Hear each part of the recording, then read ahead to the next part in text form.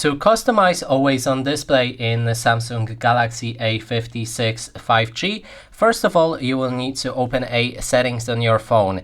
Then navigate down and select lock screen and AOD. Right here, select always on display, and you should find most of the options which allows you to customize that always on display. So you can turn it on and off, enable or disable now bar, manage when it will appear, and then there's about always on display information and the contact information as well. But there's one more step that you can do to customize your always on display. Or actually two steps, if to be honest.